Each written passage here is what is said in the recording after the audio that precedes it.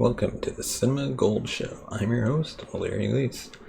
Today, we're diving into Moon Knight, Episode 6, the season finale. But first, we'd like to thank our sponsor, Poddex, for sponsoring this episode. You can check out Poddex today at poddex.com and use the promo code Larry21 for 10% off your order. So let's dive right into Moon Knight Episode 6. It's strange to be a Moon Knight fan watching Marvel's Moon Knight. At several points throughout this film, or series I should say, there have been moments where I wished I wasn't already aware of the potential twists and turns ahead.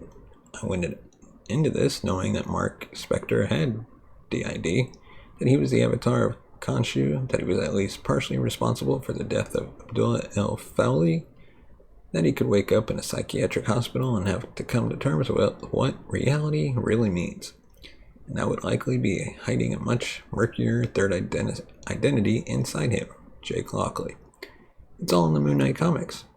I thought as someone tasked with reviewing these episodes, it would actually have paid dividends to be completely ignorant of Marc Spector's story.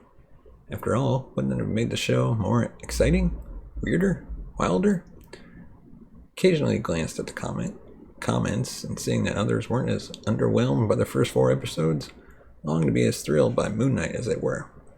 Mostly, I was just still surprised and delighted that old Moon Knight had gotten his own show, considering how complex the character is. Eventually, I had to come to terms with the fact that this series wouldn't really be able to tell me a completely new tale full of mystery. Only one that had been reimagined for the MCU to introduce the concept of Moon Knight to a swath of intrigued Marvel fans. Which is how it should be. I was never precious about Moon Knight. I just wish I knew less about him. Consequently, the parts that were new or reimagined here were the ones that interested me the most. A fresh take on Arthur Harrow, Layla as an unrecognizable version of Marlene, a revised Marc Spector backstory, Stephen Grant's baffling Englishness in his relationship with Mark, Emmett as an MCU villain. Having had more of my focus drawn towards those aspects, Moon Knight delivered a solid finale full of unexpected sights and gods and monsters. Did I head into the 6th episode expecting to see a full-on fight between Amit and Khonshu? Nope. Did I expect to see Layla become the avatar of Tourette? Nope. Did I expect to see Harrow be the one confined to a psychiatric hospital in the post-credit scene? Nope. Did I expect to see the uber-violent Jake revealed to be in cahoots with Khonshu the entire time? Nope. Did I expect to see the Moon Knight limo complete with its personalized SPKTR number plate? Definitely not. But I was happy and surprised to see all of these things. Moon Knight as a whole certainly had its issues. It was tonally inconsistent, the CG was largely dubious at best, and it tried to cram way too much story into 6 episodes. It was a hot mess. But at least it gave us something genuinely interesting to feast on every week, and this finale contained some wonderful scenes. Seeing Khonshu and Amit go head to head was a joy, and I definitely cheered a little when Layla rejected Khonshu. Layla's Tourette costume was pretty cool too.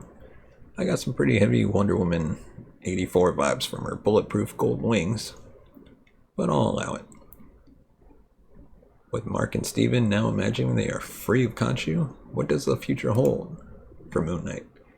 Well, he could stay as hidden as he has throughout the first 3 phases of the MCU, dishing out vengeance in the guise of Jake Lockley as Khonshu.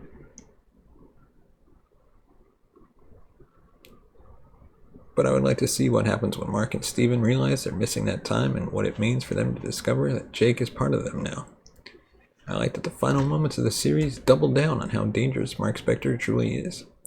Didn't let us move on without confirming how much of a wild card the character continues to be.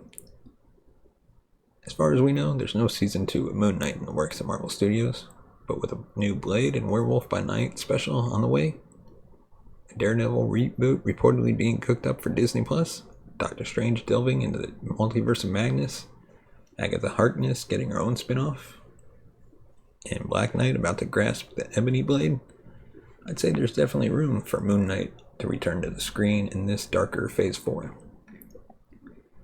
Those unique horrors that Marvel Comics have to offer are only just beginning to unfold.